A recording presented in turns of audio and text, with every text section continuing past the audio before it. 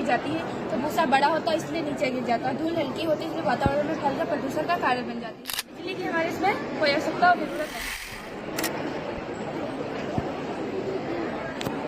नमस्ते सर, मैं पूजा उत्तर प्रदेश जनपद बाराबंकी की पूजा। सर, मैंने भूसा टक्कर यंत्र बनाया है।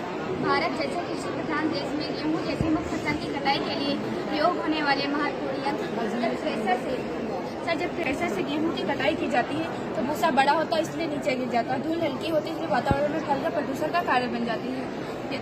स्कूल में पढ़ते समय पास के खेत में चल रहे थ्रेसर से निकलने वाली धूल हमारे स्कूल में आ रही थी, जिसके कारण हम लोगों को पढ़ने और लिखने में दिक्कत हो रही थी, खांसी आने लगी, श्वास लेने में दिक्कत थी।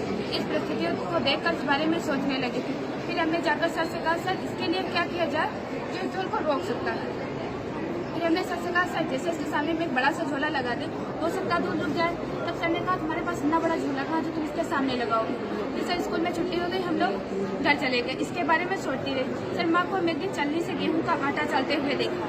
फिर जब चलनी से आटा चाले जितना महीन था नीचे की ओर गिर रहा था, जितना बड़ा था ऊपर की ओर था। तब हमारे समझ में आया कि जैसे घर वर बनते तो मौरन चाली जाती है, उस चलने से हम भूसे को दूर से अलग कर सकते हैं। फिर वो चलना लेकर स्कूल गए। फिर सर के साथ में हम खेत में गए और 2-3 बच्चे जो बड़े थे उसको साथ में लेकर गए। तो चलने में 2 डंडे बांधे, तो जैसे ये थ्रेसर में इसी बीच में हम खड़ा कर दिए चलना। जितना भूसा था उसी चलने के ऊपर गिर रहा था। फिर हम भूसे को आगे की ओर खींच रहे थे, जितनी धूल थी उस पर निकल कर उसको भूसे से धूल को अलग कर लिया। इन भूसे से तो धूल को अलग कर लिया, लेकिन जो हमारी धूल है हम लोगों को प्रदूषित करती है और हानिकारक हो जाती है, उस धूल को हम फिर हमारे नहीं समझ में आ रहा उसके लिए क्या। फिर जिस खेत में पानी भरा हुआ था उसके खेत के ऊपर हमारी नजर पड़ी, तब हमारे समझ में आया कि धूल तो उड़ी जा रही है, लेकिन उसमें की जो कुछ धूल नीचे की ओर गिर रही थी कम मात्रा में, वो धूल उसी पानी में चिपक के जा रही थी। तब हमें समझ में आया कि इसके नीचे हम पानी का टैंक धर दें, पानी का टैंक कर देंगे तो उसमें धूल चिपक जाएगी। ये जहाँ से थ्रेसर से भूसे के साथ निकलता है, थ्रेसर से भूसा, हमारा ये इतना पार्ट हटा दिया जाएगा। यहाँ पर ये थ्रेसर से जहाँ से भूसा निकलता है वो यहाँ पर लग जाएगा। बाकी इस साइड में जो थ्रेसर से भूसा अंदर जाएगा, यहाँ से भूसे थ्रेसर से अंदर जाएगा, फिर ये सामने बीच में जाली लगा दी। इस जाली में टकराकर भूसा नीचे की ओर गिर जाएगा और ये पीछे लगे पंखे की सहायता से भूसा पूरे के बाहर चला जाएगा।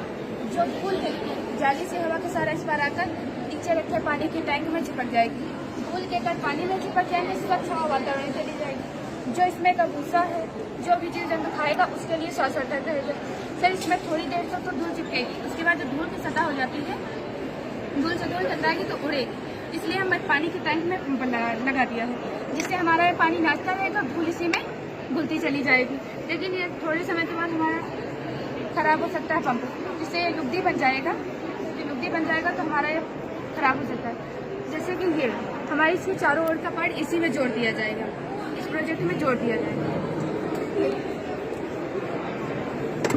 इसके चारों ओर का पार्ट इसी में जोड़ दिया जाएगा, जितनी धूल है इसी में गिरेगी। इसे चक्की से हम आटा निकालते हैं कपड़े की साइड से, इसे हम इस धूल को कपड़े की साइड से निकाल सकते हैं। और जैसे किसी धूल इकट्ठा ज़्यादा हो जाएगी उसके बाद इसे किसान बेचकर पैसे भी कमा सकता है, जो ईंधन बनाने में और लकड़ी के बोर्ड बनाने में और के गोले बनाने में, उसमें हम पर्याप्त काम में प्रयोग कर सकते हैं।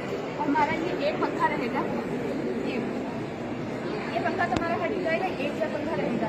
लेकिन वो जो थ्रेसर से चलता है, थ्रेसर से चलता है तो पंखे से भूसा को बाहर फेंकता है, उसी ट्रैक्टर की पुल्ली से हमारा ये पंखा उसी से कनेक्ट हो जाएगा, उसी से हमारा ये पंखा भी चलेगा।